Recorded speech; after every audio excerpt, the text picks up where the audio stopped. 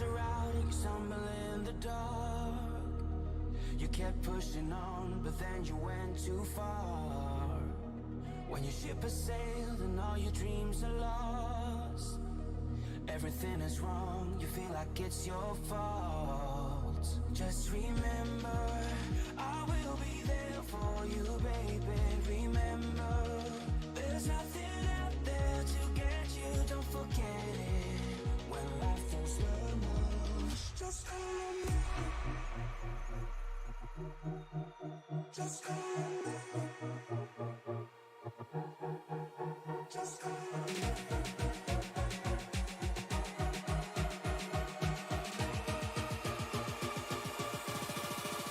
Just call on me.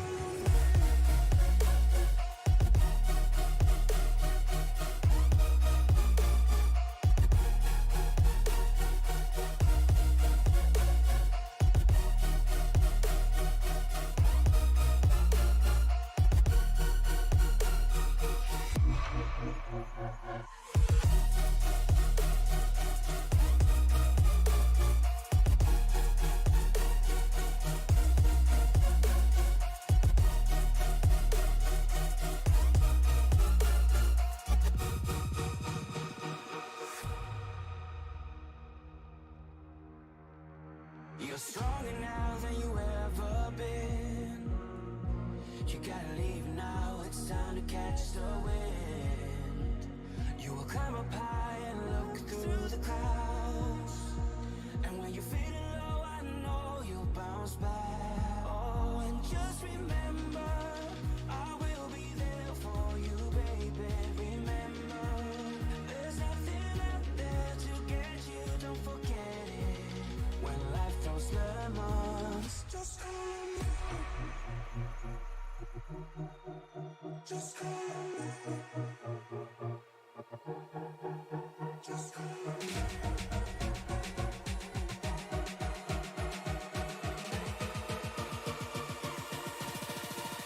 Just call on me.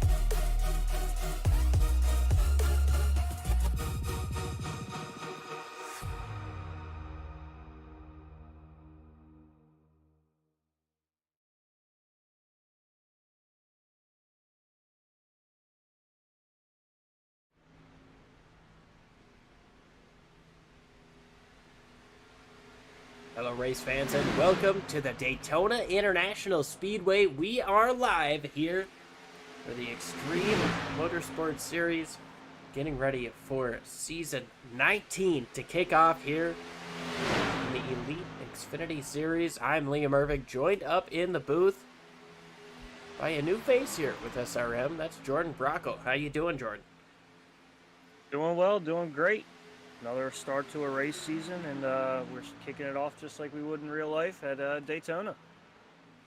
Yes, sir, and it's season number 19 for the XMS Elite Xfinity Series. Ed Morris, he's looking to defend his championship here, but Thwaites and Rominger, they were close by at the end of last season. They're looking to try to get that done, and of course, Rominger won in Daytona last time out. Can he do it again? Yeah, and I'm sure Rominger, after just barely missing out on that championship by just 7 points, I'm sure he's dying to get some redemption on Morris and pin a win here and get a good amount of stage points and head into the season on a high note. Definitely hoping to head into the season on a high note here. Rominger sits within the top 10 to start, but we're going to go ahead and speak for a moment here with your pole sitter. That's Alan Dobbs. He was able to win the pole here just a little bit of time ago.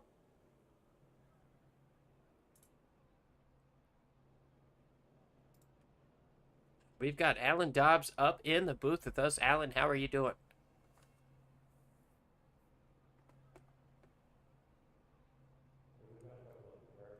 Alan Dobbs, it's Liam and Jordan up in the booth. You got a copy.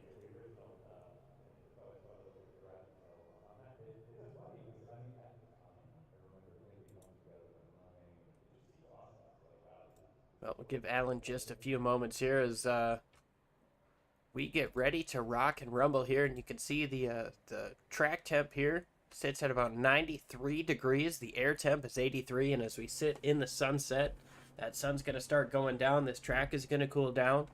Can't imagine handling is going to be too much of a factor here, Jordan. Yeah, no, you typically don't really wear out your tires here. You know, you're not too worried about it. It's mainly fuel mileage. You wanna try to stretch out that fuel mileage as far as you can. You know, try to keep yourself from making a bad green flag pit stop, and most of it would be just gas and goes all night. Yeah, we'll have to see what we get. We'll see once again if we can get with Alan Dobbs here in the booth. Alan, you got a copy?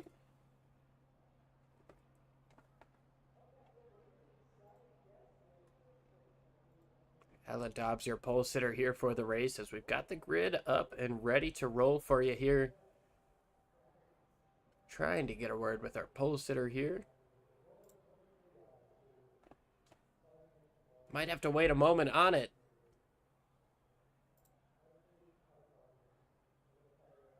Let's go ahead and go through your starting lineup here. Alan Dobbs is going to lead them down over Bryce Senesac. Then we've got B. Storer there, Jay Vidal, Daniel Krim, Mike Rominger, T. Kier. Not sure why the names aren't popping up for some of these guys. After that, we've got Paul Irvin, Josh Wren, Joe Darnell, and Michael Thwaites. Michael Self rounding out page number 1 on the grid here. David Callot, Jonathan Cogswell. Got Orsini and Weatherby. Matt Cochran, Bertram. Lemke and Pullen rounding out your top 20. Douglas Carlson, Nicholas Caldwell, Forrest Smith, and Mr. Caps. We've got Karp and Morris. Alan Fox, Nate Orlowski, Jensen, Ramler, Morris Jr. And it looks like Brower is going to round out the field here in Daytona.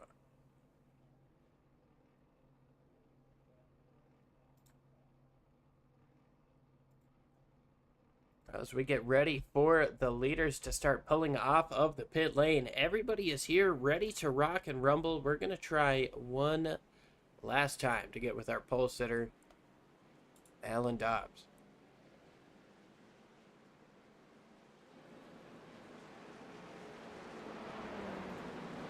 Alan, it's Liam and Jordan up in the booth. You got a copy?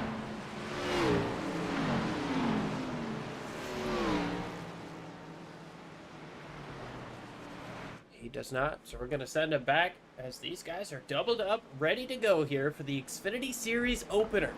95 laps in Daytona. Stage ends at lap 30. Only one stage for this series. I mean, 2 stages, rather. You know, you get the stage end in the middle of the race. See if we can try it one more time, Alan.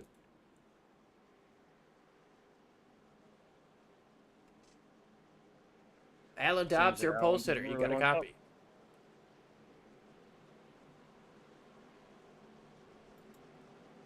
Doesn't seem like it's working out, so we're going to have to wait, see if we can talk to him a little bit later.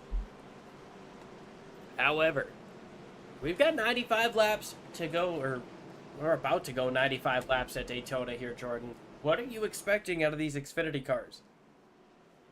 Well, I definitely think they're pretty stable cars. You know, there's not a lot of swaying back and forth like I have noticed in the next gen car. The next gen car seems to be a little bit more on edge compared to these Xfinity cars, but I definitely will see some varying strategies throughout. Some people laying back, some people trying to fight for that front spot. You know, so it's going to be interesting for sure.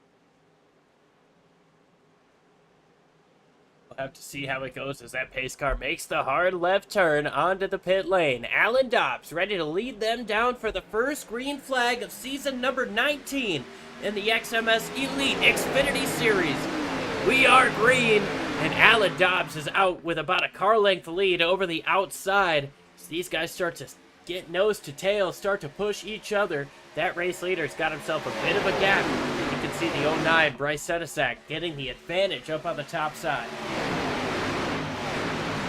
Yeah, and it's interesting to see, like, when people try to move up to the line, maybe somebody try to push it a little early and make it 3 wide, you know, trying to get all that track position they can, and, you know, try to be up there with some friends, you know, several different teams in this league, and, you know, you're going to want to have your buddies with you so you can, you know, navigate pit road and you know, be on the same schedule as them and try to keep nose to tail and take over the race.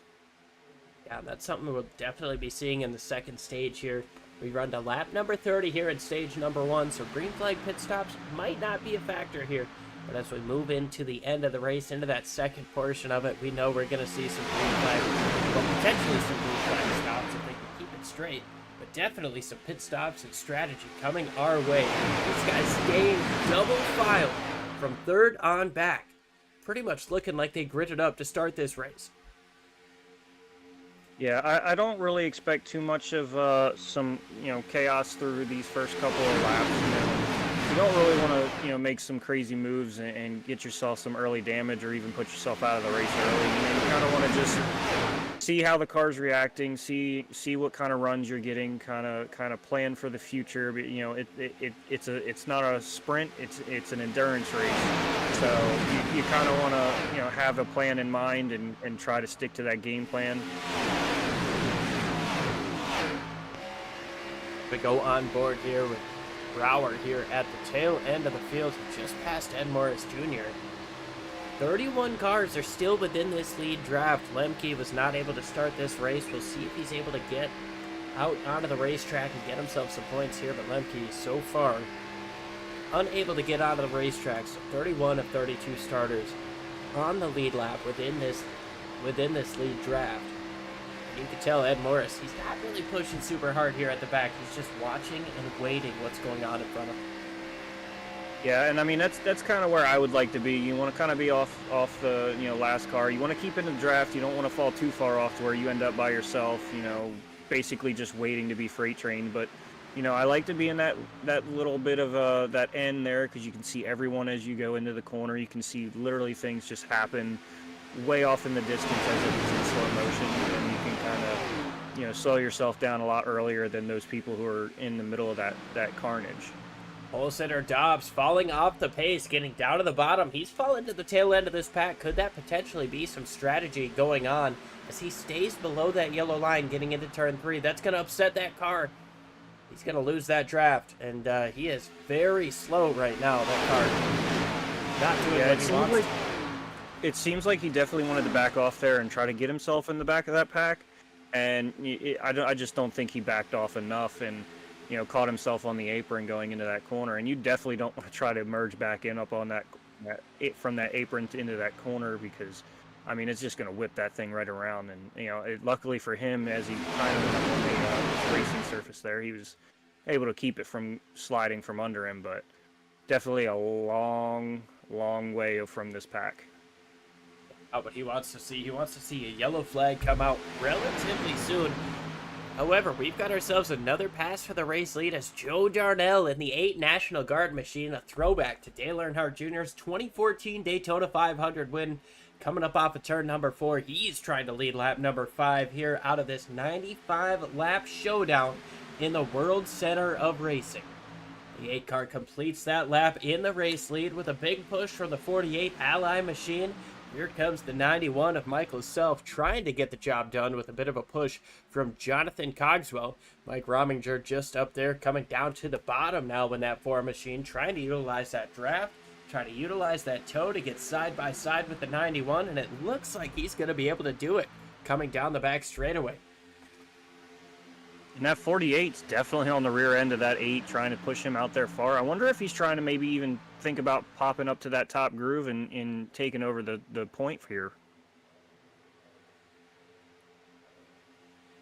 Yeah, we appreciate everybody who's showing up here to hang out with us here live on YouTube. Looks like we got 23 of you guys with us.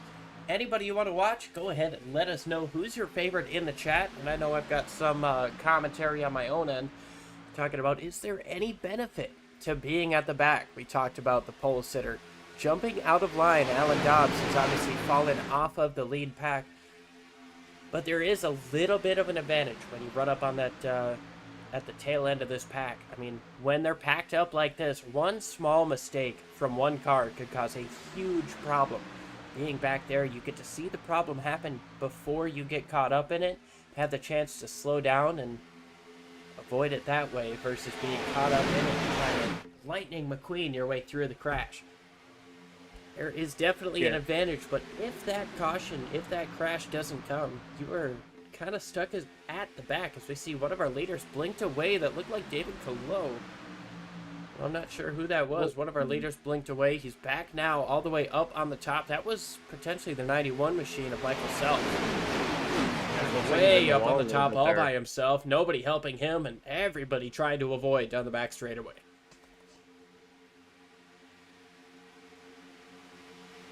Yeah, and to your point about being, in the tail end, it's not if the big one's going to happen, it's when. Because these guys are going to get anxious at some point in this race. They're going to want to be up front. They're going to want to put themselves in a position where they can pull off, that miracle, win, or get that right run just to get them, 2, 3, maybe even 4 spots further, and that someone is going to make a wrong move, or 2 people are going to make the same move at the same time.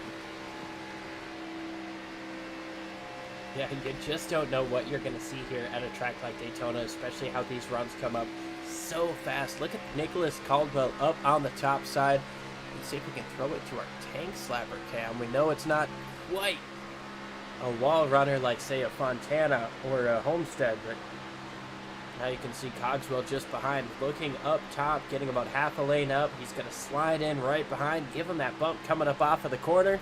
These guys are taking away the race lead over the 8 of Joe Darnell, as Alan Dobbs has gone off of the racetrack, had himself a bit of a moment down the back straightaway, not sure what's going on there at the tail end of the field, and he is losing more and more time as we keep talking.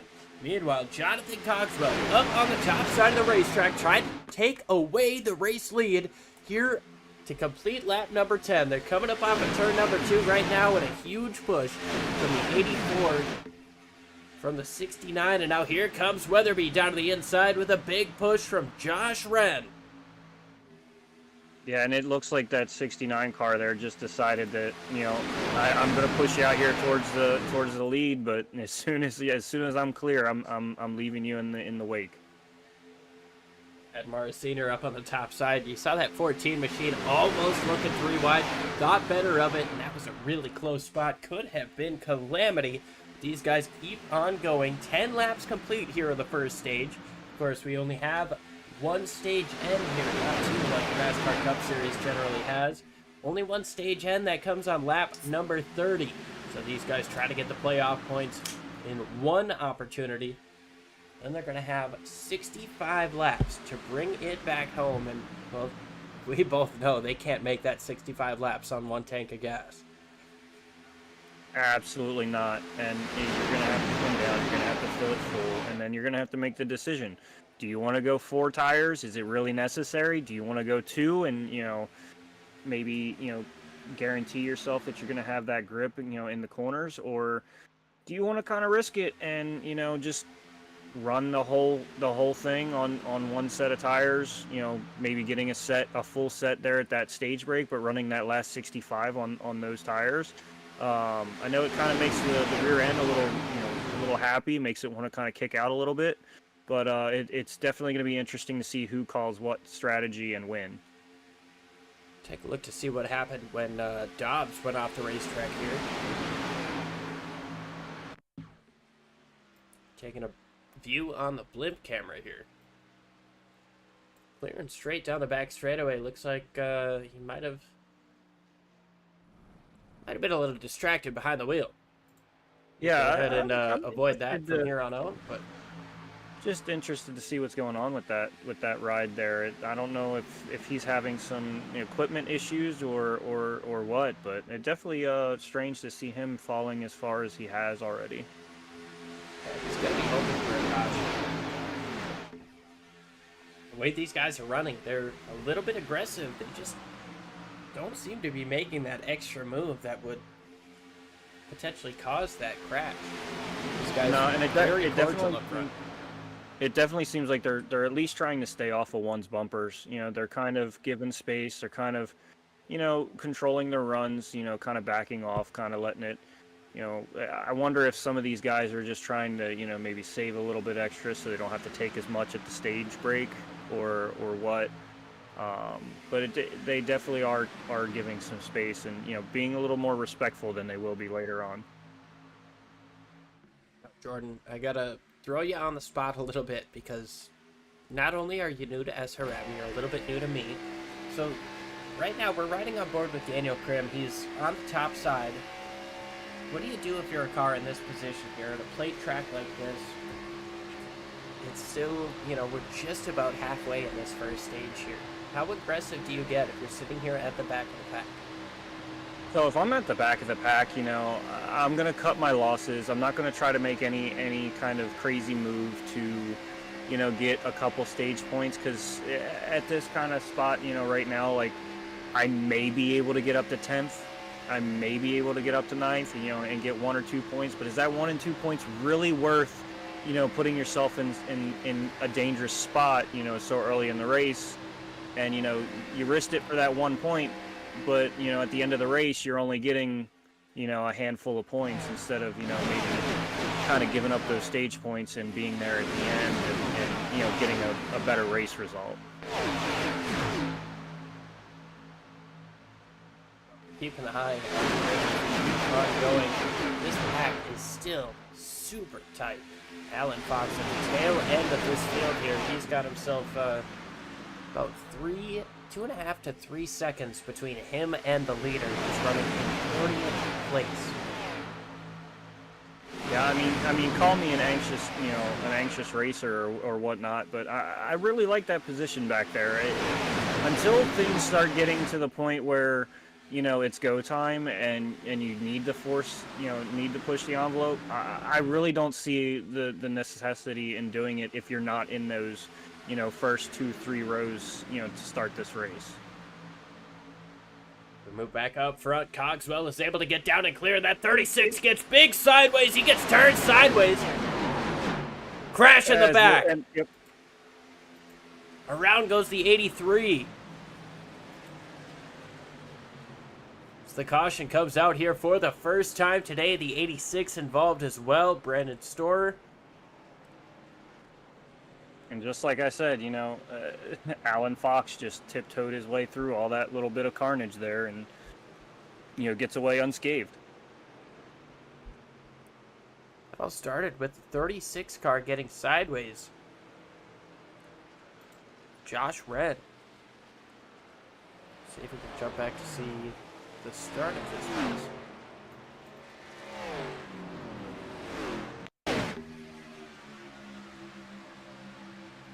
We'll slow it down. The 36 gets on the apron there. That gets a tap from his teammate. See the 34 down there on the apron.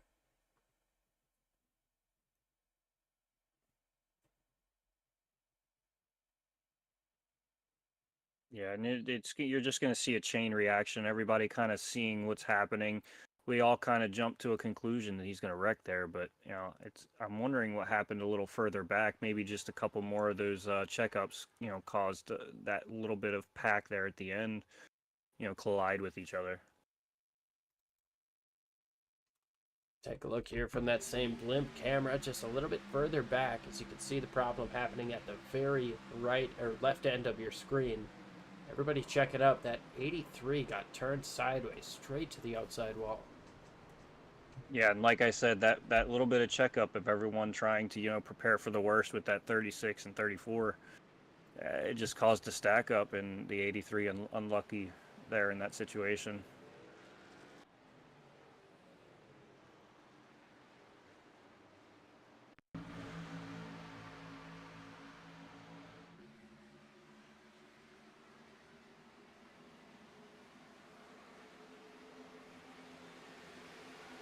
heavy contact to the outside wall, and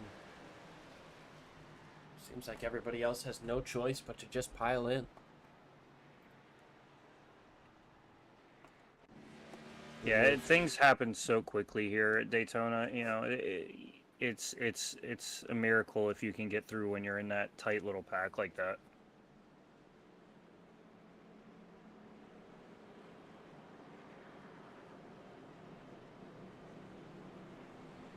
Well, the first caution of the race is out here. Jonathan Cogswell, Forrest Smith, Matt Cochran, Caps, and Nate Orlowski round out the top 5. Well, I'm a little, curious to see if anybody comes down here to just top off on fuel and maybe kind of skip that stage caution and get themselves in a further position and just kind of maybe hope for another caution and keep themselves up front. Yeah, Brandon Storer still off of the racetrack. We'll see if we can talk to him in a little bit. We obviously don't want to bring a guy in right after the crash, but if he's willing to stick around and hang out with us for a little bit, we'll see if we can talk to him a little bit. Joshua Vidal in the 26 as well. He's doing himself a pretty good job.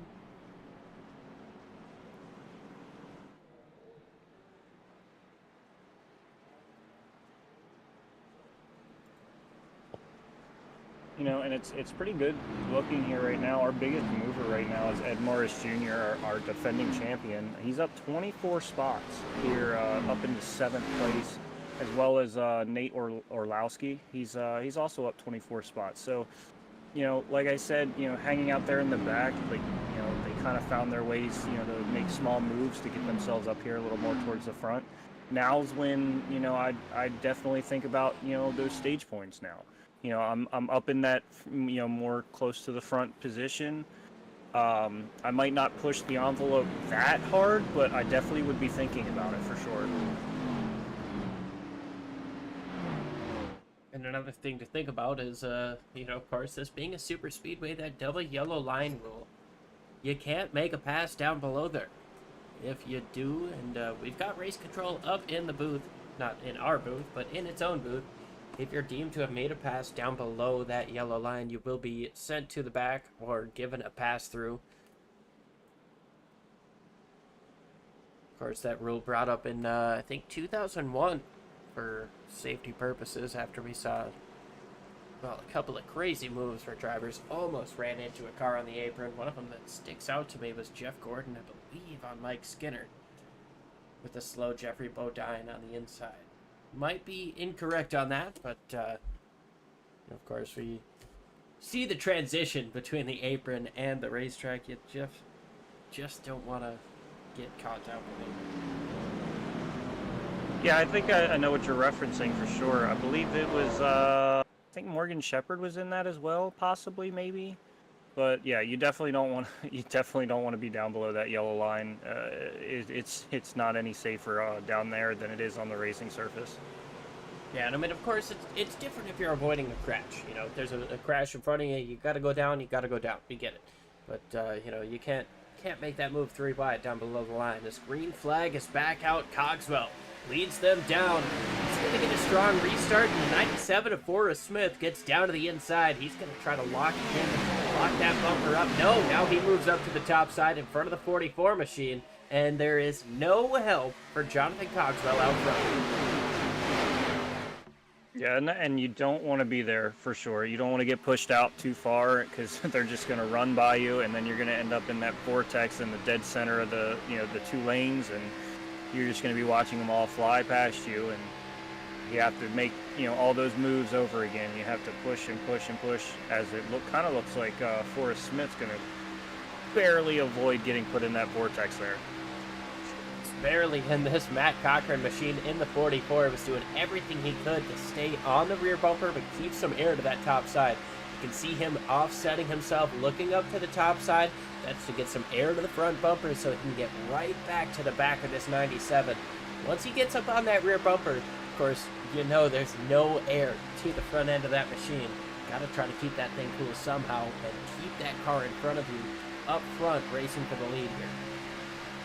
Yeah, and if I was him, a couple of those pushes there, I'd be I'd be a little more careful there on that, that right rear back there, because you get him in the corner in that right rear, and he's going to be one of the first guys picked up in a crash here, and you're just going to clog that top lane up in a heartbeat. Daniel Herrera jumping on here saying, let's go, number 60. Thank you for jumping up in here. Let's go ahead and show you number 60.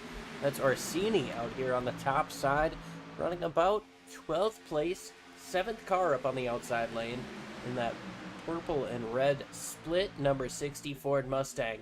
Looking pretty strong up on the top side, trying to make some moves happen. Yeah, it's one of those spots that's kind of hard because you're kind of stuck there on the outside. He could drop down right about now if he really wanted to, but he's kind of stuck there. He's got to hope that someone else wants to go with him in the middle here if he wants to try to push for stage points. Doing a pretty good job up on the top side. Most everybody stays double wide, side by side for the race lead. Coming up off of turn 4 across the start finish line. Give it to Forrest Smith that time. The 84 of Cogswell fighting hard on the inside with a big push from Nate Orlowski in the 29. A little bit of separation on the bottom compared to the top. I think we're going to see a run coming up off of 2 here for the 97. Not quite able to get together and make it happen. Let's see how these guys roll down the back straightaway. A little bit out front. Here comes the 97 down to the bottom, and that's going to give the 44 of Cochran the opportunity to get up to the top side. Yeah, until you can get some of your pals and your teammates with you, you're just going to be fighting for yourself up there. Nobody really up here has anybody that's seems to be teammates except that 44 and that 5 right there, both a part of Elite Esports. So those two are going to be nose to tail for the rest of this run, and they're going to try to push themselves past everybody. But a lot of these guys seem to be kind of on their own right now. Their teammates are jumbled in different areas and not really linked up very much. Another thing that I'm looking at as we talk about these teammates, trying to look at the chats, we don't see anybody dropping in these teammate chats. Everybody's in the driver chat. Everybody's working with each other to try to make this, maybe try to make it as clean as possible. Maybe just trying to get to the end of stage number 1 here with 6 laps to go here in this stage. And they are still side by side for the race lead. Forrest Smith and Matt Cochran racing side by side. Time around, I think Forrest had the lead, but Cochran stays strong up on the top side. Now they're looking 3 wide towards the middle of the pack. And I think that was our pole sitter, Alan Dobbs. He's definitely looking to rebound and try to get himself back on track after a rough start here.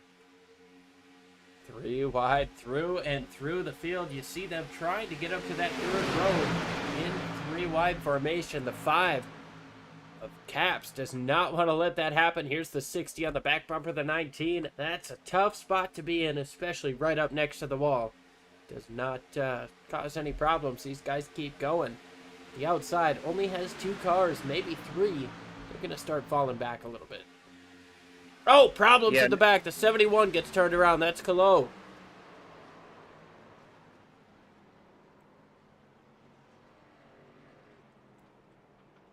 Doesn't look like there's going to be a whole lot of damage on that machine, but he got turned up to the outside wall to bring out caution number 2.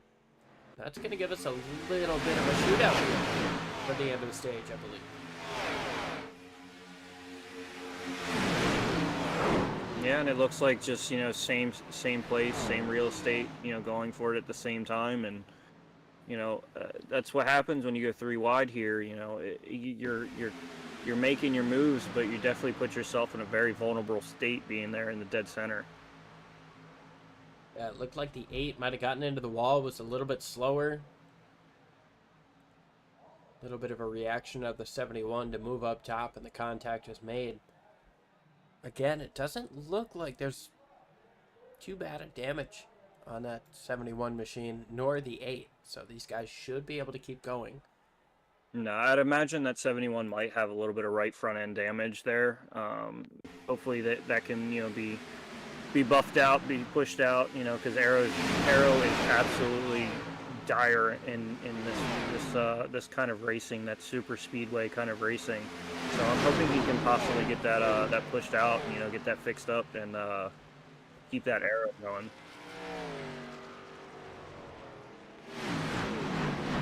Well, we'll definitely keep an eye on car number 71 as we move forward. Cochran holds out of the race lead over Forrest Smith, Caps, Dobbs, and Cogswell. We're going to go ahead and step side by side for just a moment here. We'll be right back with the restart and the stage finish.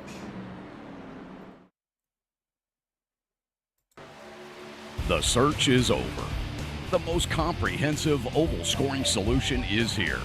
Featuring oval playoffs, adjust drivers per round, custom number of rounds, custom playoff points, provisionals, optional win and you're in, custom playoff displays, rookie championships, optional minimum participation, and load those results in seconds. Visit extremescoring.info today.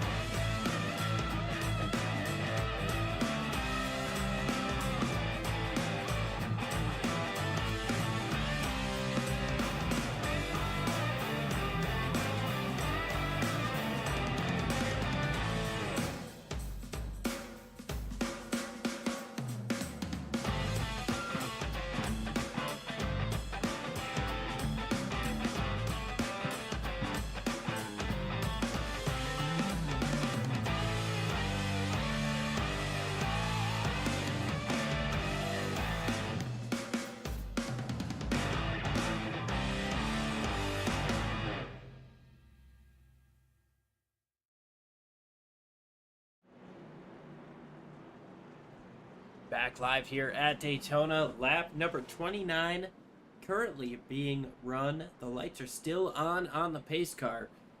So it looks like this will be the end of stage number 1. The only stage we have here, we're going to have about 65 laps from here on out to complete it. Matt Cochran is going to come home with the first stage points of the season, the first playoff point of the season, the first stage win of the season. Congratulations to that 44. We'll go ahead and double check with race control and make sure that it's official before we bring him in here. Yeah, and for him, that's going to be great because, 10 points, and he'll be able to maybe even just take it a little easier these last couple of laps. And, if he ends up finishing there in the back a little bit, and, he has those 10 extra points to fall on. Yeah, he's definitely going to have a little bit of something in his back pocket here, but I tell you what, man, Daytona, that's a place you want to win. You don't show up to get points. You don't show up to finish second. This is a place you really want to get that checkered flag, spend some time in victory lane, and appreciate the history of what it takes to win here. But that 44, he's going to be just as on it as he was here in the first stage. Yeah, Daytona is one of those the crown jewel races for sure. Some of the greats have won here. Even some of those dark horses, like Trevor Bayne. It's one of those races that attracts everybody. I mean, I know during the Daytona and Talladega weeks during the NASCAR season on iRacing, I mean, you get loads and loads of people who just want to race those races and just be on the sim just for super speedway racing, because it's a different kind of adrenaline rush than your Martinsvilles or your Phoenixes. It's just like a high of just you're going close to 190 200 mile an hour. It may be just a simulation, but I mean, it still gives you that same kind of adrenaline rush because if you wreck, you're just not going to be able to win it. So.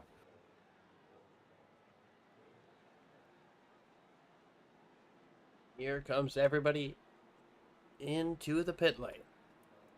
Stage number 1 is complete. See if we can't get with number 44 for just a few moments here.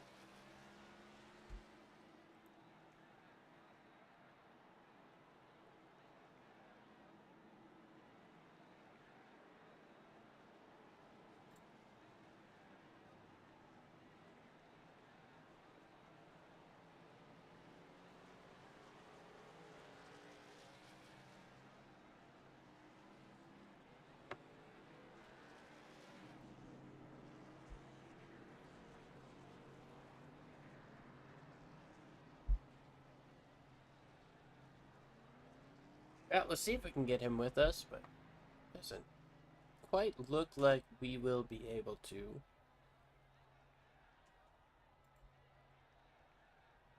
He's still on the pit lane as most of the rest of the field has gotten up off of the pit lane. Joe Darnell, Matt Cochran, Bertram, Carlson, Caps, Morris Sr., Alan Fox, David Colo is coming through. We saw him get damage in that caution flag. Cochran comes up off of the racetrack. We'll see if we can't try to talk with him for a moment here before this restart.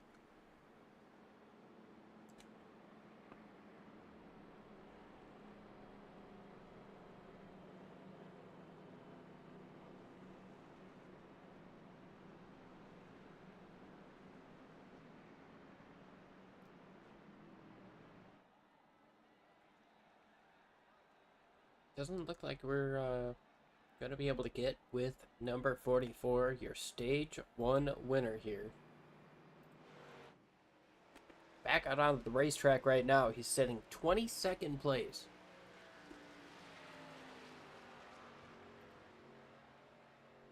Rather interesting. I wonder why he may have dropped as far as he did.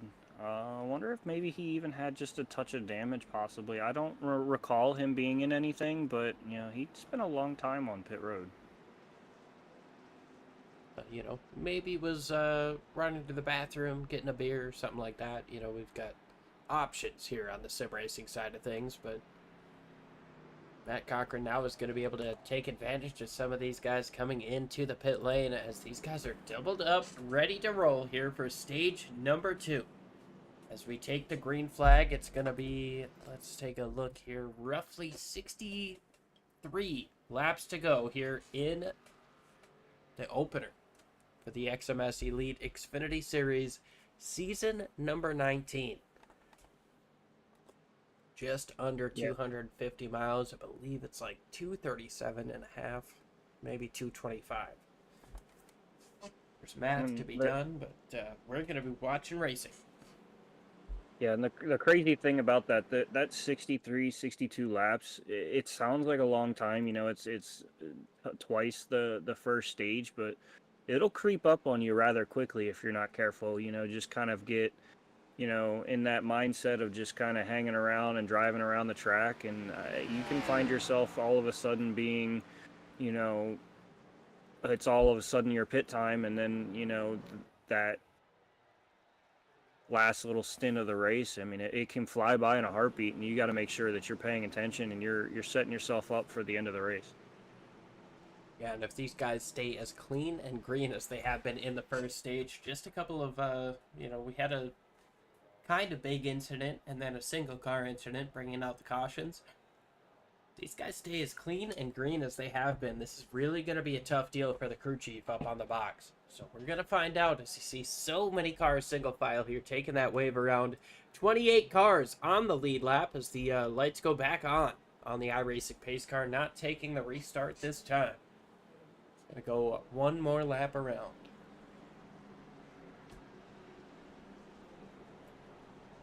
Alan Dobbs up on the top side. Yeah, and I wonder if he was one of the ones that possibly took just gas and go, or found his way back, right in that lead front end there, and it's going to be interesting. I know he's been having a rough night here, so I know he's probably wanting to bounce back from the troubles that he had earlier. So it's going to be interesting. I think he's going to definitely drive a little more angry and fed up with than some of these other drivers who had a lot better luck in this first stage.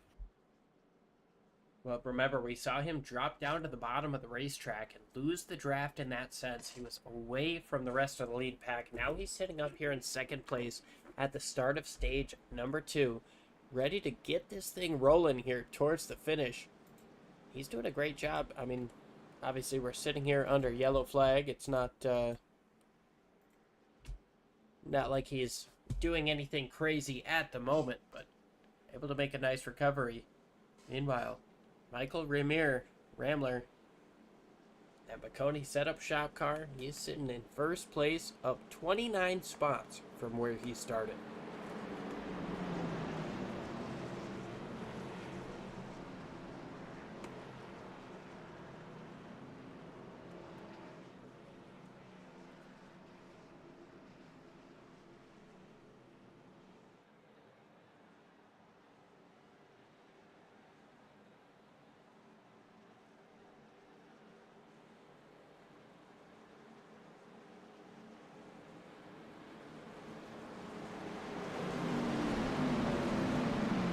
Watch the field roll by. The pace car makes that hard left turn. We've had to wait a few extra laps, a few extra moments, but 62 laps until the checkered flag. Green flag is out, and Ramler gets away with a strong restart. He's got help from the 26 of Vidal to his inside.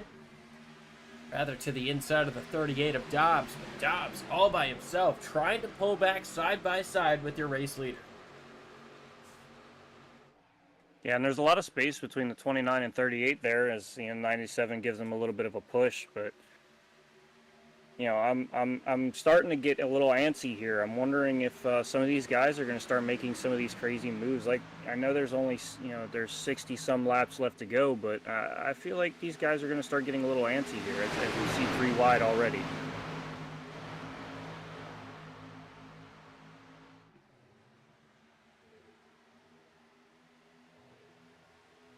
Wide, looking for a moment here, but we get back to double wide as Forrest Smith up on the top side. That 97 machine, reminiscent of Dale Earnhardt Jr.'s AC Delco number 3 Xfinity car, coming up on the top side. He's got a huge push from the 29. They're both going to get cleared down in front. Can that 34 of Caldwell get down clear as well? He does.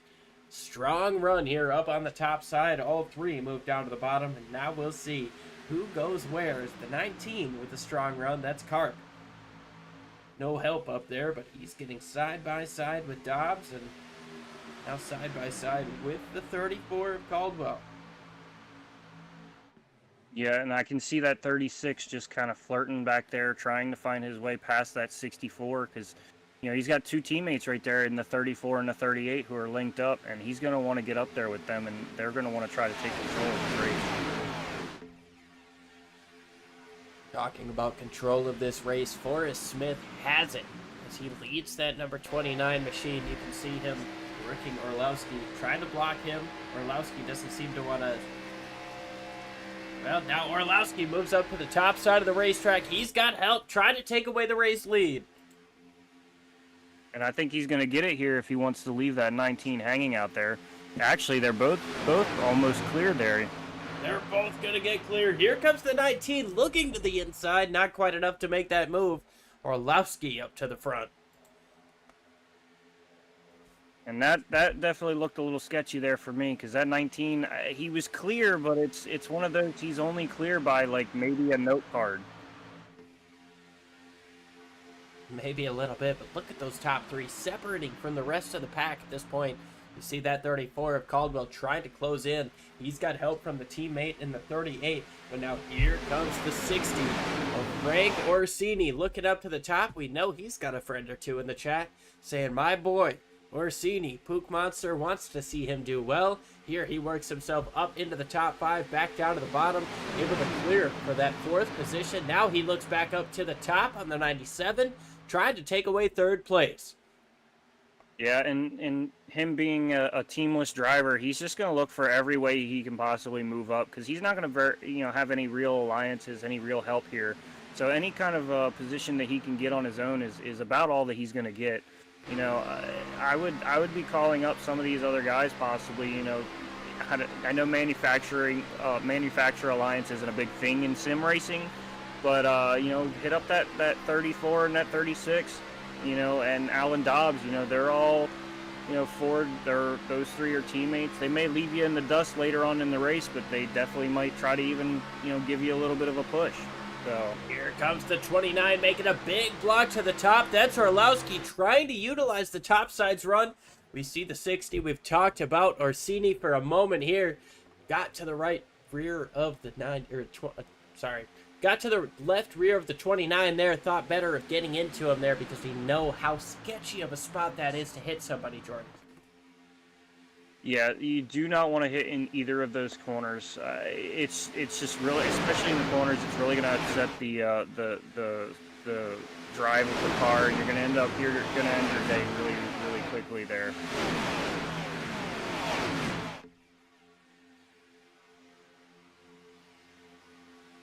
I know we're obviously pretty early in this run here. We're only 6 laps in. But let's talk about pit stops, if they're going to happen here. This being a packed style of race, if you're going to want to make a pit stop, you do not want to make that pit stop alone. You want to have somebody come in with you to punch that hole in front of you, create that draft so you can have less air resistance, get up to that guy. Maybe you get 3 or 4 guys, and you guys can stay with the leaders. We're 3 wide for 2nd place. Here comes the 60 through the middle. That's Orsini making a strong run on the 29. Orlowski has to slow down just a little bit. We've got major separation here in this pack. 1st to 28th is looking about 4 seconds here when we saw it just under 2.5 at the closest point of this race. Here's Ed Morris Sr. in that 14 primetime Chevy Camaro. Trying to stay with this draft. We'll go ahead and jump on board with him. See how far away he is. You can see just how separated that pack is as well. Almost everybody single file. And it seems like he's kind of hanging on to the tail end of that draft there. It's not a bad idea. I feel like at this point in time when we're getting ready to go green flag, you know, pit stops, you're going to want to be definitely on somebody's bumper. You're going to want to listen to call outs, you know, kind of figure out who's around you and, and make your pit stops with them, even if they're not teammates or anything. You definitely want to try to play a little bit of follow the leader here, and just find yourself in a good spot with a good set of good amount of drivers. And don't get me wrong, I don't think we're quite near green flag pit stops, but I do think that with the way that this pack is settling out, the way that these drivers are racing, that is something we're going to have to think about. We know they can't make it to the end. As Orsini racing up for the race lead. Frank up on the top side. He's got a friend or two in the chat. They're working that top side with that 09 machine. Looks like Bryce Setesak, yes, and that 09. They're working that top side. Carp holds on to the race lead with a big push from Forrest Smith. Don't forget that 44 of Cochran down on the inside. He's back up in his pack. Yeah, he found himself up there rather quickly. I wonder if he just took advantage of, that outside line being as scarce as it is, and found himself on just a tad bit of a draft to pull himself up. And, now he's on this inside line, on these, later runs when you're going to have a green flag stop, possibly in the future. I would prefer to be on that bottom line. I don't want to be stuck on that outside line trying to find a way to get back on, on that bottom line, later on in this run. Like that 60 in the 09, 29, and 4 up top. If they find themselves stuck up there, they're going to have to wait until the guys below them make their pit stops and then hope that they can come back around and make a pit stop. I mean, the pit stop game, I mean, we're a little ahead of the game when we're talking about it. These guys came in on lap number 30. We're on lap number 43, 44 right now. We anticipate these guys are going to have to make a pit stop between 60 and 70. They went 30 laps on that first run. That was stage number 1. If you split it in half, you're going to come through on 65. But you want to make sure you can get with people, you can get the help that you need, because you don't want to come in alone. If you come in alone, you have no drafting help, you're going to lose time. It's going to be a tough deal. As here comes the 60 of Orsini up on the top side once again. Yeah, he's really trying to get out, and I think he wants to get to that point spot, because he keeps getting just clear of that 19, but not quite clear enough that he can make that move in front of him. Yeah, he's trying it. Looks like he's trying to pull the side draft a little bit too, and it's just not working on that top side. As you see Carp and Smith able to get out front, the top two, and now here comes the 44 of Cochran trying to make that pass as well. Outside lane's going to get itself a little bit of a run coming up off the corner, but is it going to be enough? Yeah, it just, that 09 doesn't seem to be quite back on the back of Orsini there to where he can give him a push, and they're not staying as, nose to tail like the the Forrest Smith and Carp there. Forrest Smith kind of gives the 19 a shove, kind of gets a little bit of space, but then he's right back on that rear bumper with Cochran in tow. They're a lot more organized. They have a lot more cars as well. Just 4 cars on the outside versus the rest of the field. As the 4 jumps up, but there's not a ton of help out there. 4 cars is not greater than the entire field. We'll take a little bit of a poor segue here and jump to the 86 of Bertram, who's been doing a great job. We saw him sideways in that first caution, got some damage, got it repaired. He's back in the pack, and now he's sitting here in the top 10, doing a great job. Of course, for Prop FPV, we want to thank you for bringing him up as well. We love to let you guys know where your favorite drivers are running. There are so many talented drivers in this league, and there are just only so many opportunities to bring them up. So we want to hear from you guys. Let us know who's worth watching.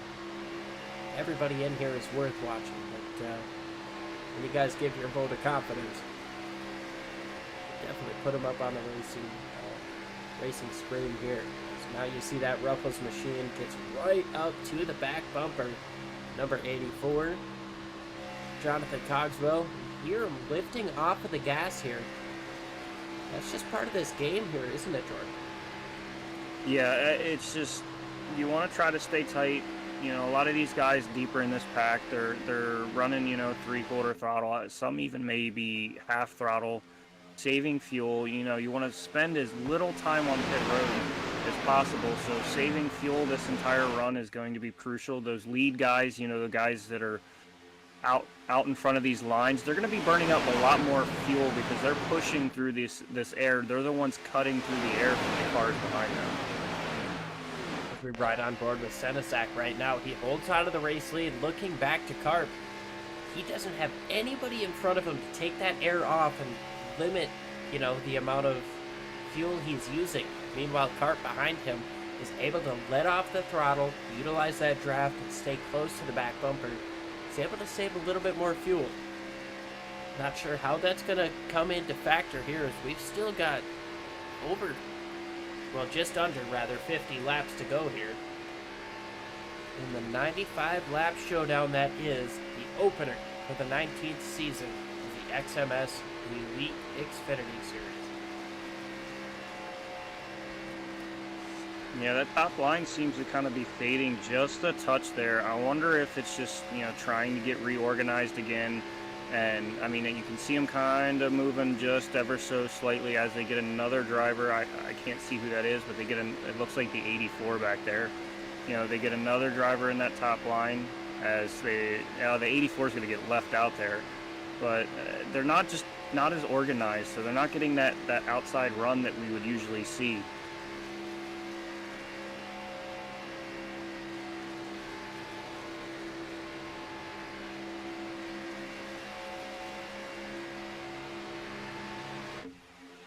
Up to the top side of the racetrack goes Cart, trying to take away the race lead. He's got a big push from Orsini in that 60 car. Coming up off of turn number 2, they stay dead even. As the sun goes down, the intensity picks up. We're going to go ahead and give you guys a little bit of a turn it up. Let you guys hear the sounds of your favorite cars, your favorite drivers, working one of the greatest racetracks there is in history of America.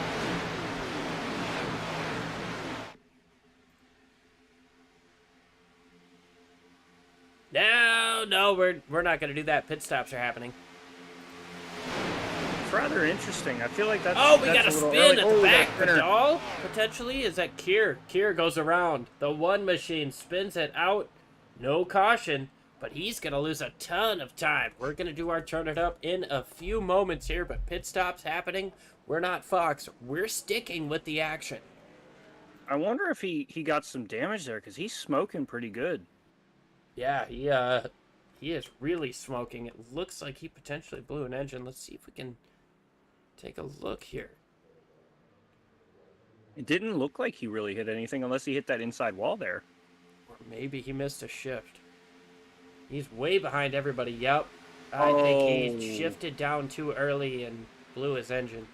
We're going to ride on board as Wren, Dobbs, Caldwell, Kilo, Self, and Weatherby come into the pits this time. We're going to ride on board with Kier.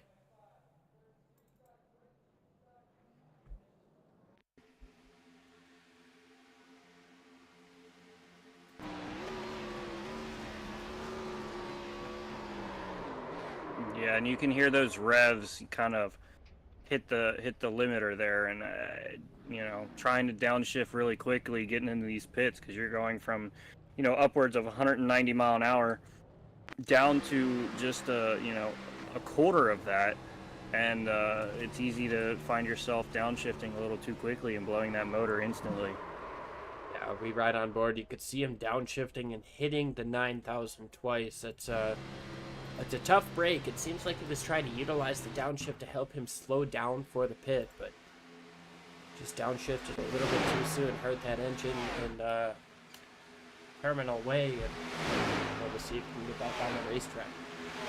Meanwhile, up front, we've got Orsini and Karp battling side by side. The 0-9 of Senesac and Cogswell in this lead pack. They've got themselves about a second over Ed Morris Jr. in the 7th.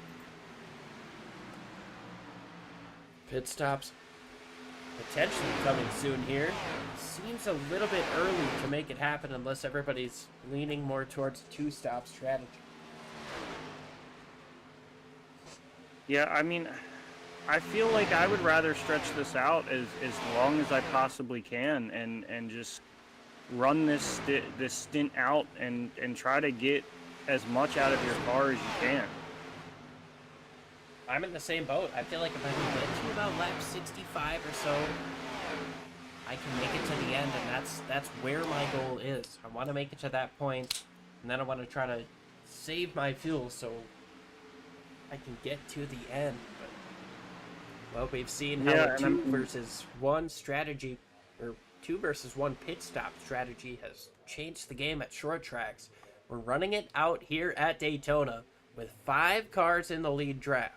Rominger and Bertram trying to stay as close as they possibly can, working 1-2 nose to tail right together here in 6th and 7th. Alan Fox just behind. He's got himself 3 cars with him, trying to stay within this lead draft. Matt Cochran at the end of this draft, the 47, just at the tail end. He's losing time, but he is not on the lead lap. So the top 10 trying to stay within this lead draft here. Now we're going to go ahead and give you guys that turned it up moment. We'll be right back with incredible racing action here on Sim Racing Media.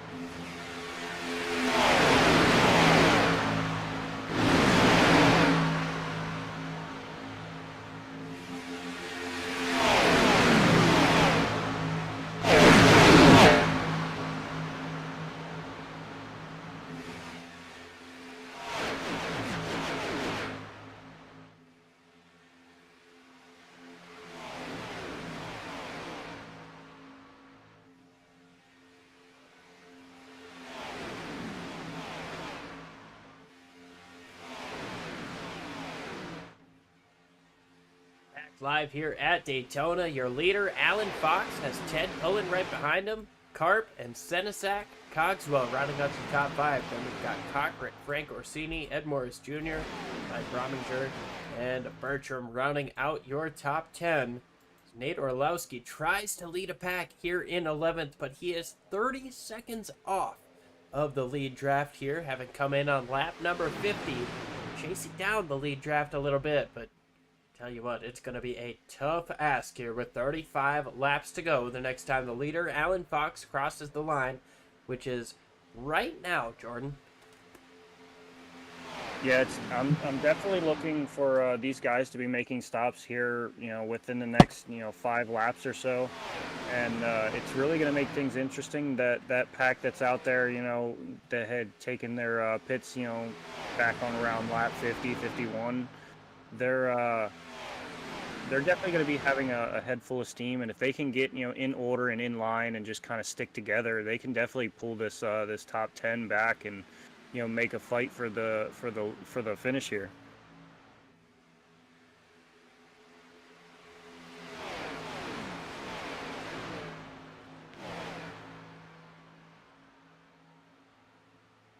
We see 2 peel off here, the 60 and the Ruffles car. I don't remember what number that is. He peels off there. About the 60 come into the pits that time around. Orsini, Bertram, and Carp coming in. Kind of interesting to see those 3 kind of peel off by themselves, and that leaves about the top 7 out there, still running on the opening tires and fuel. Well, they came in on that stage caution at lap number 30, so they've got a little bit of ways to go. But one thing to keep in mind is Orlowski, sitting now in 8th place, still about 30 seconds behind this lead group. Still got another pit stop to make as the rest of the leaders come in this time by. Oh, and it looks like we have a little bit of contact there with the 09. Getting a little squirrely, but hopefully he doesn't catch a speeding penalty there by being pushed into that pit road, because that's going to be detrimental to him here at the this stage of the race. Yeah, this could very well be the money stop. If we stay green from here on out, this could be the final pit stop of the race. The last thing you want to see is a mistake coming from your driver or your pit crew at this stage in the game. Tough deal here. If there is a penalty, we'll keep an eye on that as the top drivers come in, and we've got a new race leader. That's Nate Orlowski. Came in on lap number 50, and he's got a wide margin on the rest of this group, as he's got 10 or so cars willing to sit here single file and draft with him. Looking back towards Caps and Fox. These guys come up off of turn number 4, but only in a 4-car draft. Alan Fox here coming up off of the pit lane. It's definitely interesting to see that earlier pit stop, putting them that far out front. I'm interested to see if they can, make it to the end here. It's definitely going to be a little bit of a stretch in my eyes. Oh, I'm not totally sure that they can make it to the end from here, but there's only one way to find out. We've got 31 laps to go here in Daytona, the world center of racing. Nate Orlowski leads over Vidal, Ramler, Jensen, and Dobbs.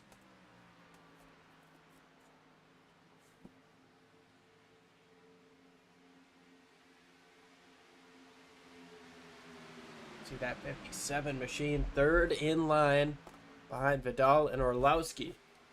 Orlowski holds on to the race lead here. He's doing himself a pretty good job here on this alternate strategy.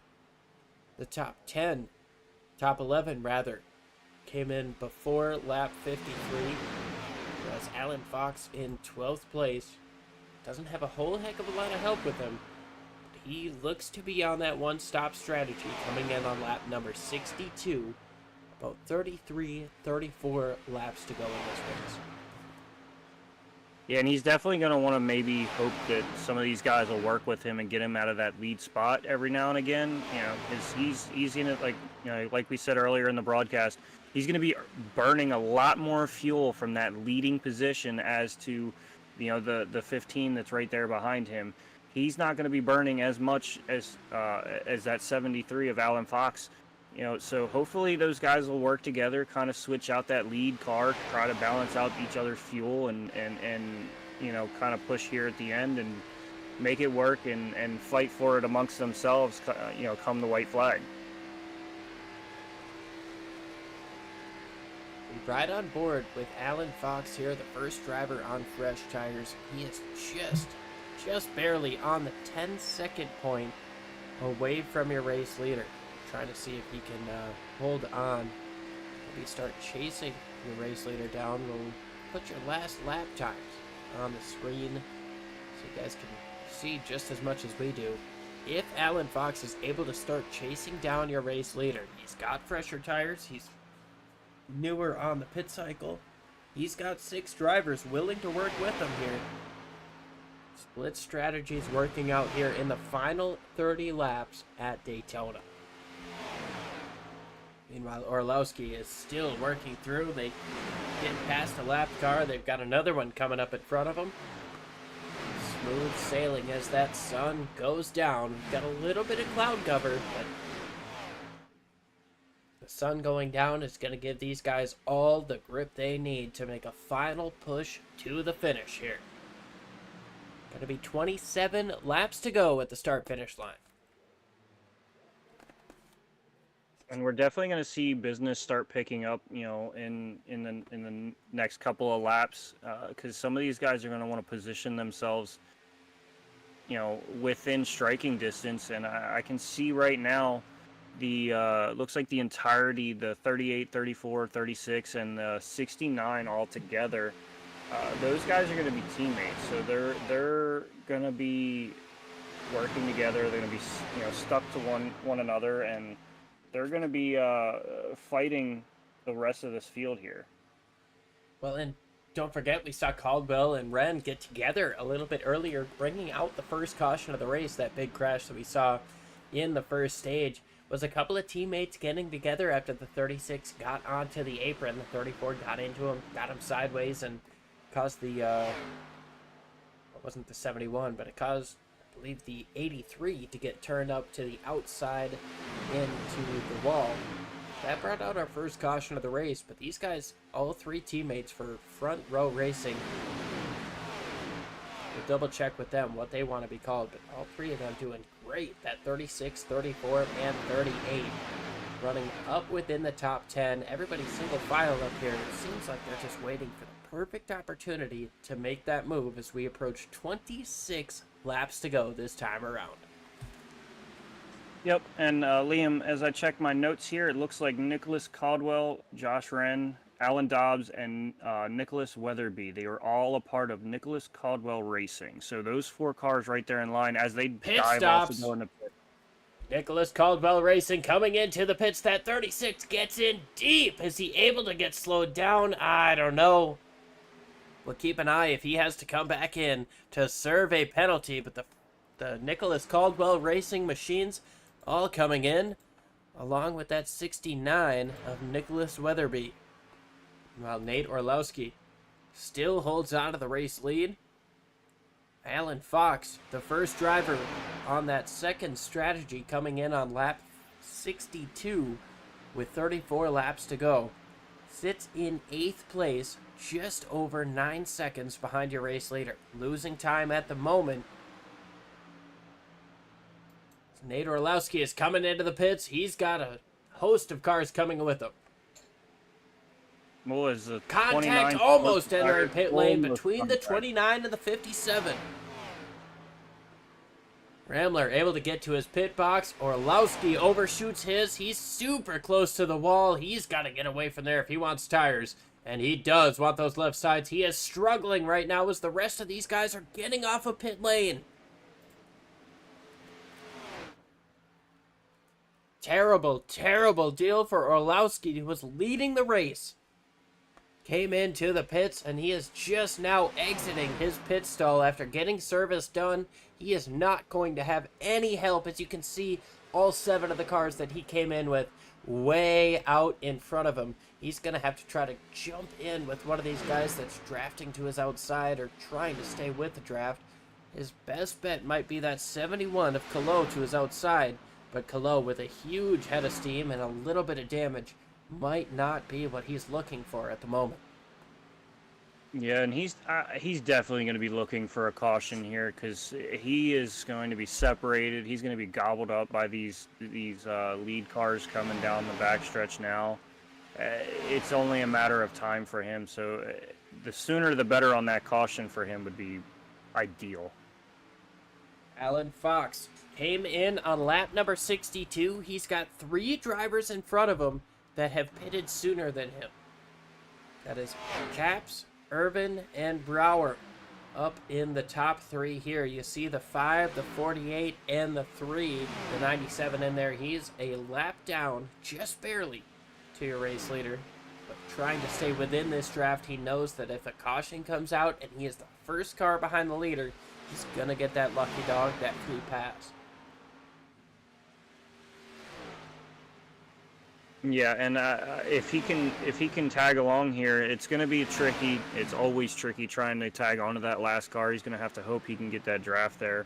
Big moves happening. Here comes the 97 to the inside of the 5. You saw the 29 down there. He was slow on the inside. That was Nate Orlowski, leader of the race, came in for a pit stop penalty and has to, kind of negate that spot. He's not racing these guys, trying to just stay with them in case a caution comes out so he can try to take advantage and get back on this lead lap. Here comes Alan Fox, Ed Morris Jr., Ted Pullen, Bryce Senesac, and Mike Rominger all into the pits. So the lap 63 conversation was not to make it to the end. It's just to get a shorter fuel run here at the end. Here is Mike Rominger. We'll watch him make his pit stop, defending Daytona winner. He's going to get off right away, but tell you what, that 7, 73, and 15, they did phenomenal getting up off of the pits. Alan Fox leads, or Ed Morris Jr. rather, leads the race off of pit road. Here comes the rest of the field. That 57 holds out of the race, not the race lead, but the lead of this pack, trying to catch up to these guys coming up off of the pit lane. Able to get around them on the outside. See if guys like Alan Dobbs or rather Alan Fox, at 15 of Pullen, Rominger, if they can stay with this pack. There is 20 laps to go as Paul Irvin is going to come around to the start finish line. These guys last came in on lap number 53. Lead them 42 laps to the end. They cannot make it. Yeah, it's definitely crazy seeing these varying strategies. It's always interesting. I feel like maybe these guys are hoping for that caution and possibly kind of keep that position because I feel like no one's going to pass up a chance to get some extra fuel. So it's definitely going to be interesting what they do here.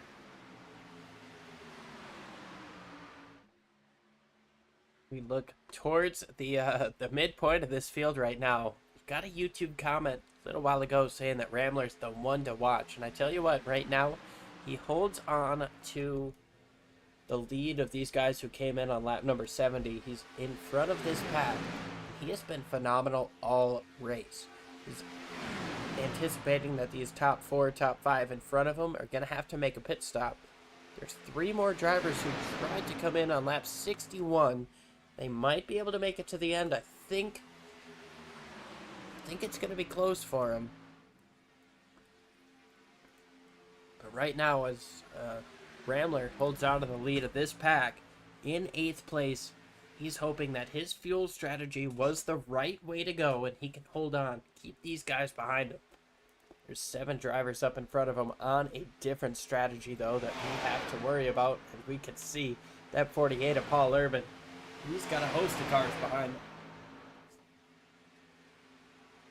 Yeah, I definitely would keep an eye here on that Nicholas Caldwell Racing team. That they have 4 drivers stacked in line right behind that 57 and company.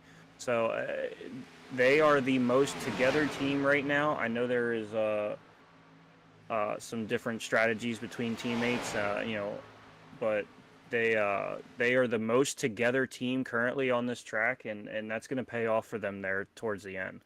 Well, here's something else that's interesting. Is Paul Irvin got up out of the way of this group, fell towards the back of this pack. Now he's going to get in line. Oh, problems down the back as the 29 gets turned.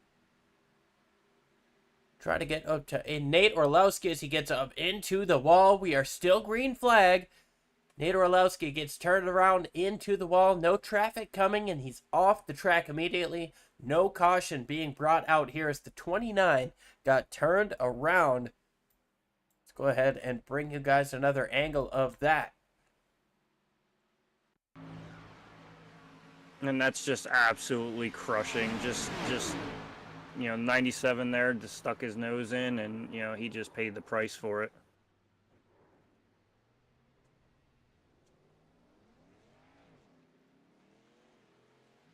A really tough spot there for the 29. We'll see him get it. He's hooked and spun down the straightaway right into the corner, so he's got no choice but to come back up the racetrack. Surprised but glad that did not bring out a caution flag here, but we've still got a race to come to the finish of. We've got 15 laps to go.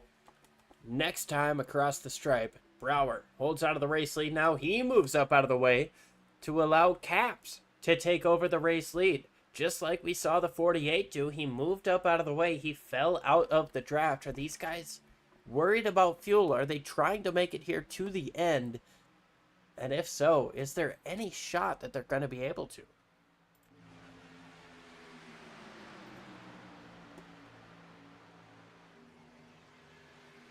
I tell you what, if I'm at 5, I see the 97 behind me. He's a, well, here we go. He's moving up to the top side. Caution is out.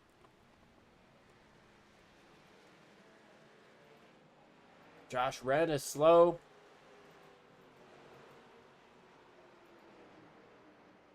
Michael Self, major damage to the 12. Ramler as well. Might have been involved in that. Potentially just trying to avoid it. But the caution is out here, and this changes everything with 15 laps to go.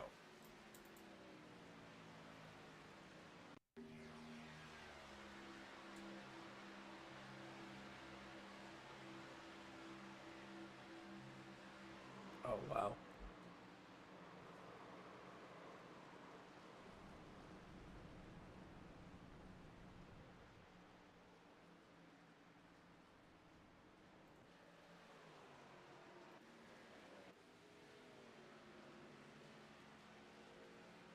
Well, we're going to see here coming up off of turn number 4. 36 and 34 make a little bit of a bump as all three teammates trying to get together. 34 comes down the racetrack, spins at the 57. Well, I'm definitely hoping that that Caldwell Racing team doesn't listen back, because I definitely feel like I put that announcer's jinx on them for sure there. Well, the more you do this, the more you'll realize that just happened. You'll be all right. Yeah, it is a part of it here, but that 57 machine, we see him getting turned around down the front straightaway, able to get back going. See what he's got here within these last 15 laps. But I tell you what, everybody up front has come into the pits. We've got a couple of new faces up front. Brower wins the race off of pit road. Orsini, Caps, Irvin, and Carp in the top 5.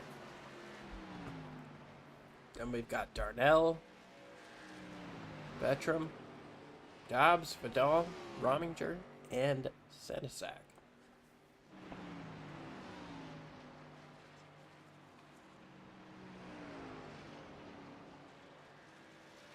Definitely going to shake things up, put everybody back on the same kind of strategy, and with just a handful of laps to go, it's about to pick up even more. Oh, there's more than a handful here. We've got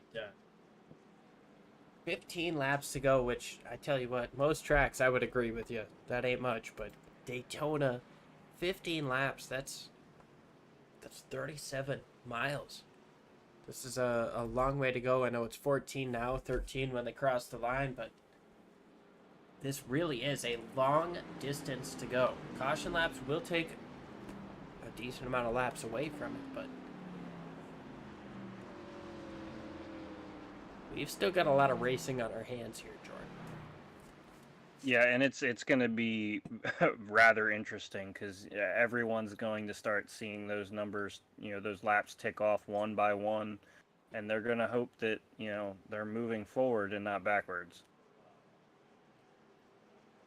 And as those laps click off one by one, these guys are going to be reminded that they're racing for a win at Daytona, the world center of racing. As we get the 1 to green here, some of these lap guys are going to get the chance to take the wave around. See those guys up front, and the rest of them doubling up. It's going to be Brower, Karp, Orsini, Vetrum, and Caps in the top 5. Then we've got Paul Irvin, Alan Dobbs, Caldwell, Darnell, and Weatherby up in the top 10. These guys ready for 12 laps of green flag racing here at Daytona.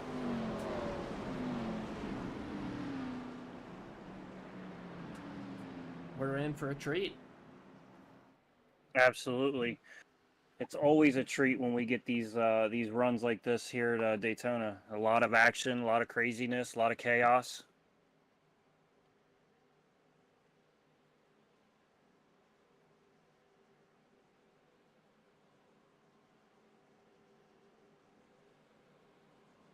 Doubled up down the back straightaway.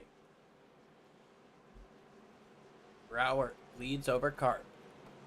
Frank Orsini and the 86 of Betram. First 2 rows. Well, pert near gridlocked. Giving each other a little bit more space. You can see how many guys are down on the inside lane. Not able to double up.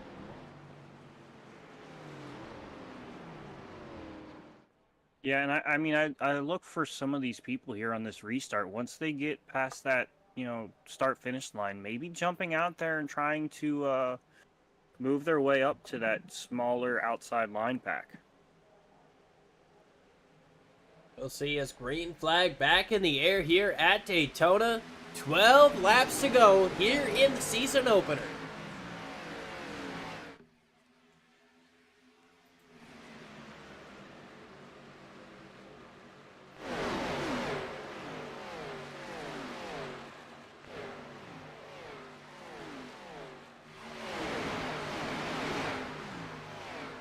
Side by side for second. They come up off of turn number 2. You see one jumping up to the inside, coming up off of the corner. Not a big factor right now as Karp takes over the race lead up on the top side.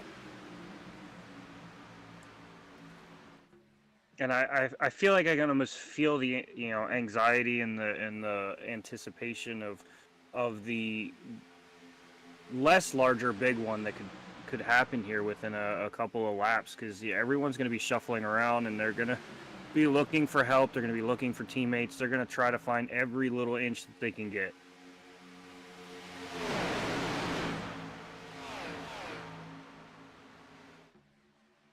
That time across the line, it was Brower, and yeah, you are absolutely right. The big one has to be looming in all of these drivers' minds because we've got ourselves a 15-20 car pack here.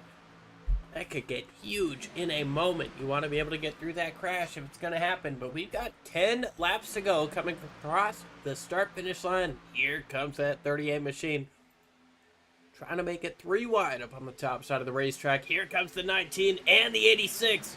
Moving up, we're almost 4 wide down the front straightaway. A little bit of contact. That's not gonna work. More contact, and they're crashing as they go through. The caution's going to come out, and this is the big one.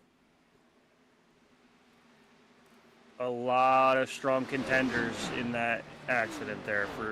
I'm seeing the 34. I'm seeing our stage 1 winner. I'm seeing our former champion all in that wreck.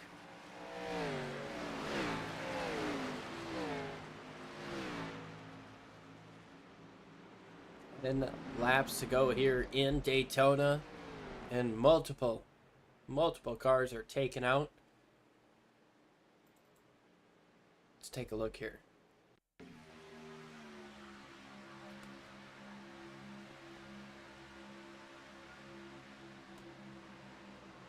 Contact between the 86, 09, and 89 just kind of starts it everywhere. Wow. The 14 almost had a good job avoiding it, but caught up in the middle of some things there. Yeah, and wrong place, wrong time, no real estate, and everyone's trying to jockey for position and find their way into a possible win, and it's not going to work every time, especially not when we're trying to go 4 wide through the tri-oval.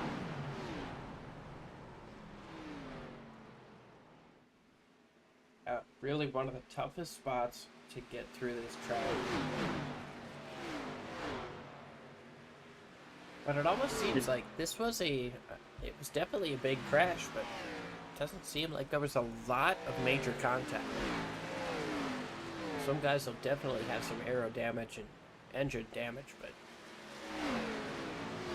it doesn't seem like a crash that's going to take a lot of cars out of the race. Yeah, but it's definitely going to shake up some things here for that matter. I mean, that's 7. He took a hard shot here, right as that's a hard hit. Yeah, that is a big hit. I mean, you can see that left front just pointed to the sky. a little bit of Ed on Ed action here. We'll take one last replay here on board with the 14.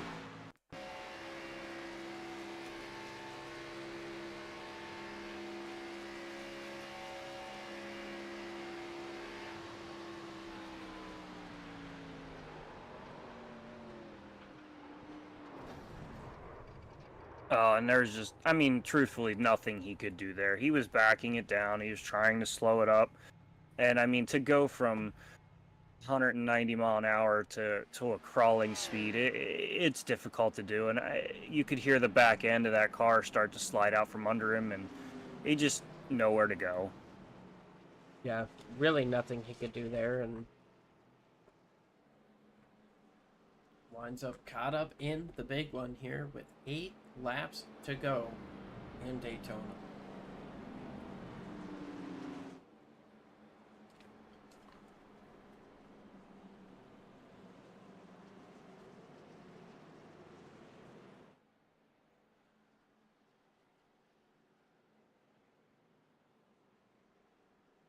Lights are still on the pace car here, so I believe we'll have 6 or less laps to go when we take the green flag. Let's see if we can talk with any of our drivers here today, preferably somebody who's been doing well.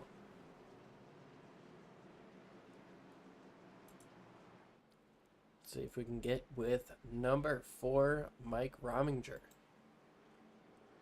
Drop him in the staging room quickly.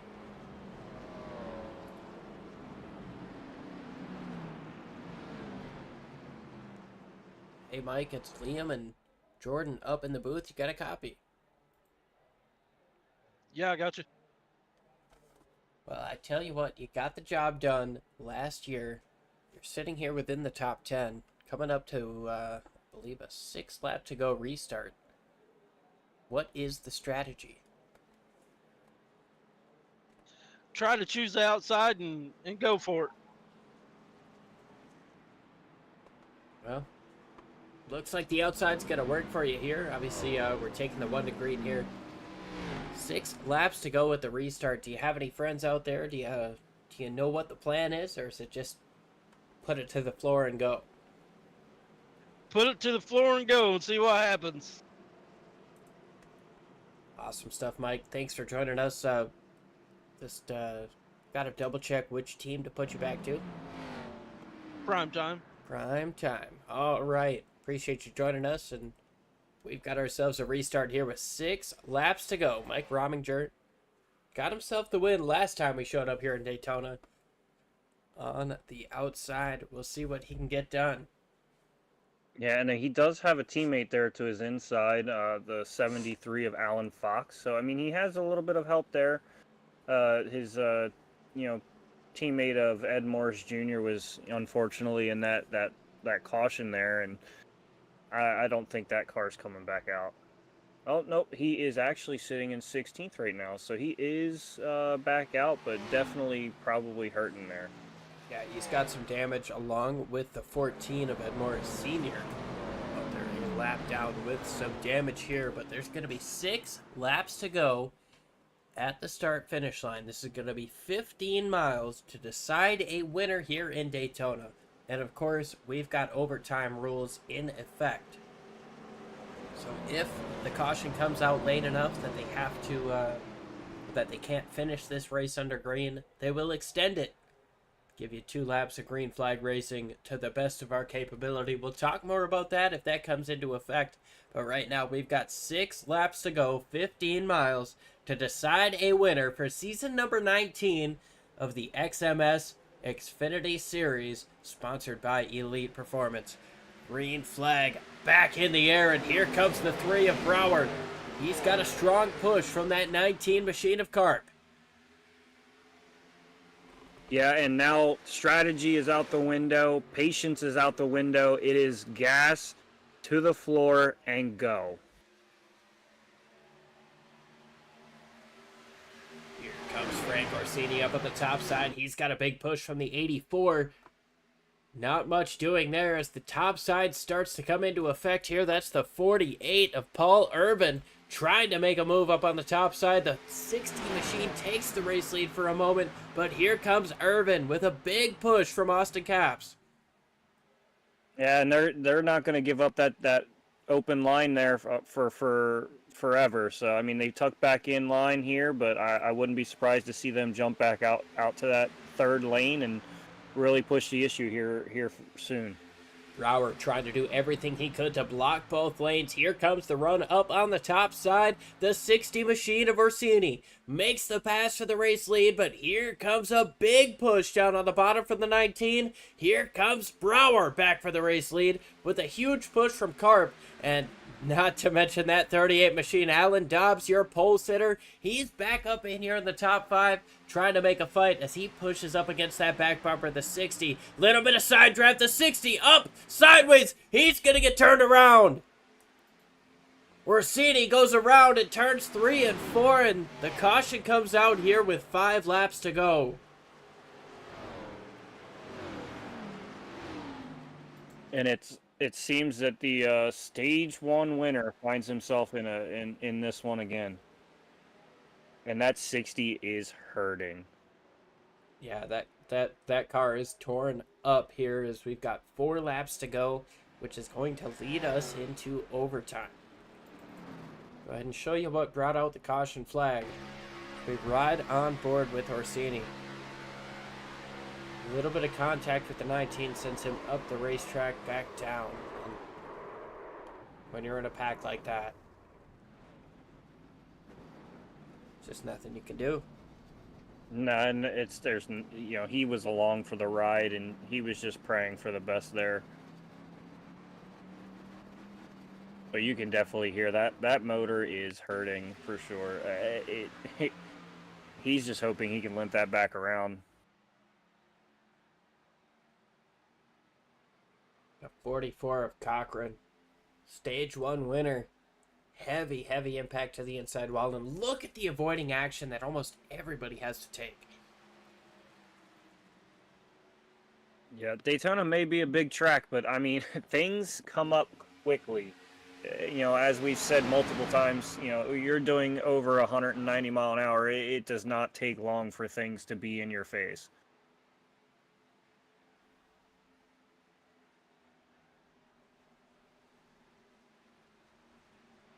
See the 29 getting through there in crazy fashion. Yeah, I would like to possibly see. I believe it was the 86 of Bettram there. He somehow snaked his way in between the 2 cars there.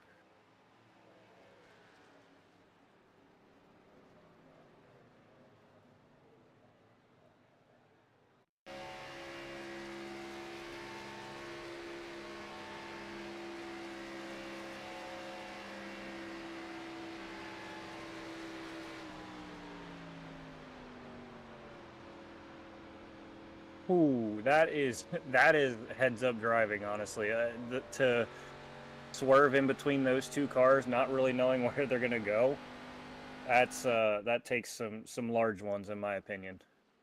Yeah, fantastic heads up driving there from the 86 machine of Bettram. He well, he got checked up. He found the hole. He got right up in there, and it's almost like one of those NASCAR Heat challenges or NASCAR Thunder Lightning challenges you would get where they just wreck in front of you, the hole splits, and sometimes you get lucky. That 86 machine got lucky right there, and he's able to continue on in the top 10. Yeah, you know, in the last broadcast I was on, we were just talking about those same kind of things. You know, those lightning challenges and stuff like that.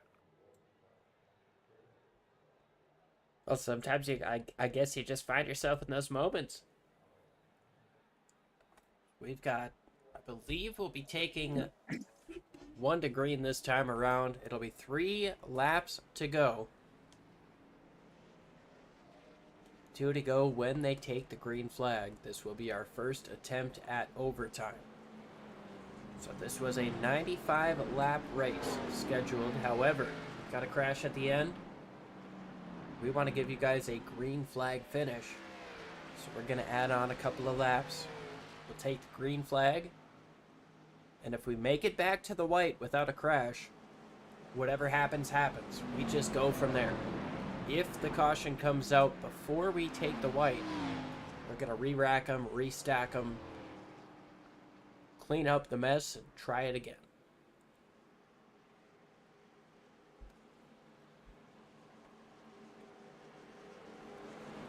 Doubled up front, it's Brower, Karp, Fox, Dobbs, and Rominger. Then we've got Irvin, Bettram, Caps, Ramler, and Darnell. Nate Orlowski in that 29 car, sitting just outside the top 10, in front of Ed Morris Sr., Jonathan Cogswell, Vidal, and Ed Morris Jr. in the top 15. Bryce Sedesack and the 64 of Jensen are the final drivers on the lead lap, as Orsini is still on pit lane, getting some more damage fixed, likely going to lose a lap here at the end. Can the 3 car get to Daytona victory lane once again here? We've seen Dale Earnhardt do it. Dale Jr. has done it. Austin Dillon has somehow done it. We could get the 3 car in victory lane here, or it could be the 19, where Martin Truex Jr., the NASCAR representation of that number, has not gotten the job done ever in his 19-year career. Alan Dobbs in 3rd place. He's actually in 4th with Alan Fox to his inside. Both of the Allens in row number 2 trying to get themselves a Daytona win. Pace car makes that hard left turn into the Geico restart zone for what could be the final time. Green flag is back in the air. And all bets are off. You know, it's win or go home. You know, you don't want to be that first loser, especially not at a Daytona. Topside getting a super strong run here is your pole sitter, and Alan Dobbs pushing the 19 out to the front. 2 Fords up on the top side. Does the 19 jump down to take the race lead? No, he doesn't. He's going to stay up in front of that 38, but down on the bottom, here they come. Side by side for the race lead. Still green flag. We're looking towards the back of the pack. We see some damaged cars, but nothing that seems to be a major problem or a conflict for a problem. Here comes the 3 car trying to take the white flag. 1 lap to go here at Daytona in the XMS Elite Xfinity Series season number 19 opener. Here comes the 19 of Karp on the top side over Brower. Big time push here from Alan Dobbs. He's trying to get as close as he can, but not as close as the 73 of Alan Fox. Fox doing a great job of pushing on the bottom, but the outside momentum is going to be able to push that 19 out front just a little bit. He's got half a car length. Now the 38 looks to make it 3 wide in the middle. He's got nothing for it. The 48 looks up top for 3 wide, and the inside lane is where you want to be. Brower with a big push from Fox. Can Fox utilize the draft behind him to try to make a pass for the race win? Coming up off of turn number 4. To the inside goes the 73. Nothing doing. And Brower's going to win the race here in Daytona. Second place, Alan Fox. Third place, Alan Dobbs, as they crash across the line. What a finish there. Fantastic job there by Brower to hold on, and an amazing block that we saw coming up off of turn number 4 as the 73 of Fox tried to get down to the inside. Nothing quite doing there, as we've got to go ahead and take another look at that white flag. Fantastic drive by all 3 of your podium finishers. Let's go ahead and take a look at the white flag here with number 3, Brower, leading the race.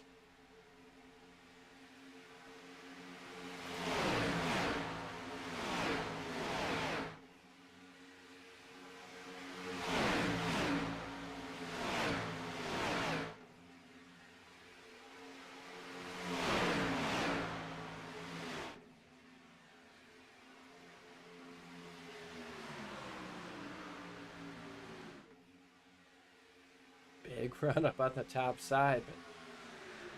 And Dobbs trying to go 3 wide for the lead there.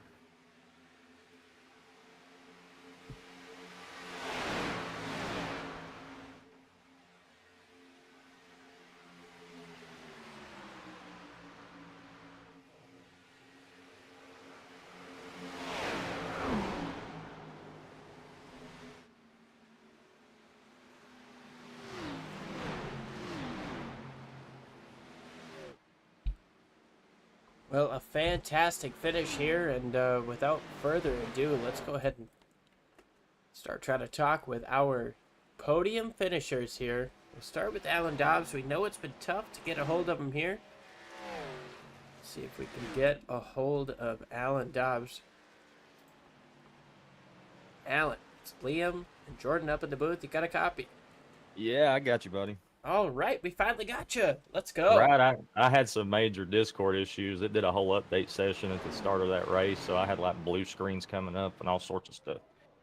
Well, I tell you what, man, we tried to talk to you at the beginning of the race. You started on the pole of this thing, and now you come away with a podium finish. Talk with us about what it's like to go for now almost 250 miles at Daytona, and what it's like to race for the win.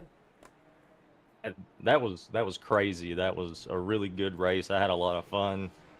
I'll attribute most of it to luck, because I don't know if y'all noticed, but I squeaked through multiple big issues. So, hats off to Dale Sr. He had my back tonight. Yeah, we saw you get through a couple of those crazy moments here, but now we ride on board. Talk with us through your last lap. You're pushing the heck out of that 19 machine, but... Yeah, I mean, I was hoping I could get him out to the front there and have a shot at it myself, but we just kind of kept stalling out, and people were jockeying all over the place. So I saw a spot in the bottom, got down there, and they wrecked in front of me. So, if I'd have been in the outside line still, I probably wouldn't have finished in third. So. You had a great drive here. Is there anybody you want to give a thanks to or a shout out for such a strong run here in race number 1 of the XMS Xfinity Series, sponsored by Elite? Yeah, just, shout out to Nightfall Graphics, all the guys at NCR. They got caught up in that last one, but we had a good run together tonight. Shout out to all the league sponsors and affiliates and you guys for the broadcast. And look forward to next week. Awesome stuff, man. We're looking forward to it too. I can't wait. It's a phenomenal race here tonight.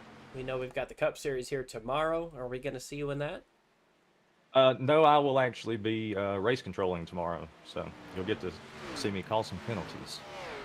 Well, rock on. We might bring you up into the booth for a different reason than tomorrow, but congratulations once again on the podium finish here. Fantastic drive, and we'll hopefully be talking to you again next week. All right. Thank you, guys. Have a good one. Now we're going to go ahead and bring in second place, Alan Fox. Let me get 1 second here. And Jordan, I believe you've got Alan with you. Hey guys, how are you? How you doing there, Alan? Good. Just checking my heart rate after that finish there. Yeah, so I mean, Daytona, treacherous, terrifying. What was your plan going into tonight? Well, the first 2/3 of the race, I probably didn't get much coverage because I was riding just about dead last. So, survive. That's about all my plan is anytime I come to these tracks. Yeah, survival is definitely key at a track like Daytona. You know, you're doing upwards of 190 mile an hour, and then you're trying to do, you know, those green flag pit stops there at the end. You know, what was the strategy? You know, was there any real connection with you and your teammates tonight? Yeah, we had 5 of us lined up. We have a little alliance with Rush Hour Racing, so prime time and rush hour. So we had a good run going, and then Ted Pullen was pushing and got hot and blew up before we even knew what was going on. So thank God that front group wrecked, or else we would have never caught back up. Yeah, well, you know, luck was on your side tonight. Everything, panned out, and you found yourself in the second place finish tonight. Yeah, that was wild coming to the line. I knew if I could just get him out clear that I'd be able to jump high, and then thought I got back under him, didn't want to turn him at the line, so tried to kind of just square him back up once I realized he was making a second block. Well, it was a great effort. Definitely, you know, charging there towards the end. But before we let you go, is there anybody you want to say shout out to, or? Yeah, just want to thank Extreme and, of course, you guys for doing the broadcast, all the teammates over at Prime Time, and for Plate Tracks, the guys at Rush Hour. So that was a good one. Congratulations to Brower. I run with him a lot in the official races, so that kind of worked out as a little makeshift duo there at the end. All right. Well, thank you so much for being up here. Thanks for having me, guys. We'll see you next week. And now, without further ado, last but not least, we're going to bring in our race winner, Jacob Brower. Gets the job done. Gets it done in the 3-car at Daytona at that. Jacob, phenomenal race and incredible blocking here by you in the final lap. More than just the last lap. Thank you, I appreciate that. Kind of walk us through the green flag and going from there. So I got a little bit off sequence with pit strategy before that yellow came out. So we were running in a pack with a couple of lap cars, trying to catch back up to the main pack. Because I realized that we couldn't save enough fuel to do a 2-stop because I was running 3/4 throttle, half throttle, and I was still burning way too much gas. So that yellow really helped me. But we ended up, I didn't take any tires. I just took fuel on that last stop to keep the lead. I was really loose for the rest of that race after that. Well, as we take a look at the restart, you lost the lead initially, but you had a big push from that 73 machine, and you had it going on the bottom side with those final 2 laps.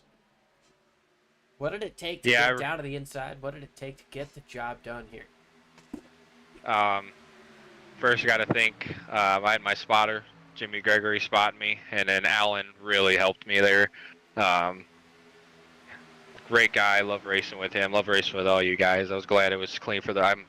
Sucks that there is a wreck coming to the checker there, but it's understandable at Daytona. It's really nice, clean, fun racing. Always is here. Definitely a super clean run throughout the course of this race. Yeah, a little bit of a crash coming across the start-finish line. You had a big blocking effort. Got the job done over that 73. We're going to try to fast forward to watch you burn it down here. Yeah, and had to burn it down in the grass driving a 3-car just made too much sense. Oh, we love it, dude. We're trying to get a good angle here. We're going to watch you burn it down. And while we watch you burn it down here in the Tri-Oval at Daytona in car number 3, who do you want to give a shout out to? Who do you want to thank for such a strong run here in the season opener here for the XMS Xfinity Series? I want to give a shout out to Garrett Heath, Hyper Turtle Motorsports, R&B Rigs, 213 Simware, my spotter Jimmy Gregory, Next Evo Motorsports, you guys up in the booth, everyone racing tonight. It was a pretty clean race overall. Special thanks to Alan for that push to get me back up to the league. I thought I lost the race initially after the restart. And just thank you to Extreme and everyone involved. I appreciate it. Awesome stuff. Thank you for joining us up in the booth. Thank you for joining us in this league, and congratulations on winning here in Daytona. Are we going to see you tomorrow night here for the quote-unquote 500? Yes, sir. Starting shotgun in that too. I forgot I left this out. I was last the first probably 40 laps because I don't like to get wrecked early. So doing the same thing for the Cup race tomorrow night. Yeah, and that's one thing that we didn't even bring up on the show. Starting shotgun on the field, 32nd position. Obviously, Lemke didn't make the race, so 31st, quote-unquote. But phenomenal drive, passing literally everybody in the field. Most guys more than once. All right, buddy. Thank you. I appreciate it. Yeah, that's Brower. Jacob Brower joining us. Congratulations on the race win. We'll hopefully be talking to you tomorrow, if not next week. All right, buddy. Thank you.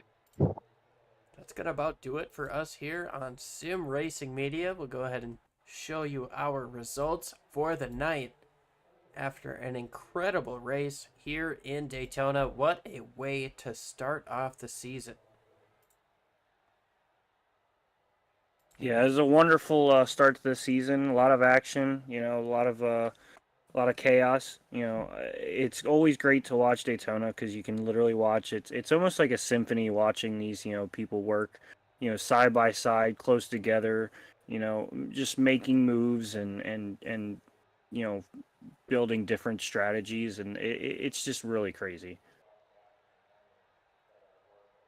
Daytona is always one of our favorites here on Sim Racing Media, but we're going to move forward.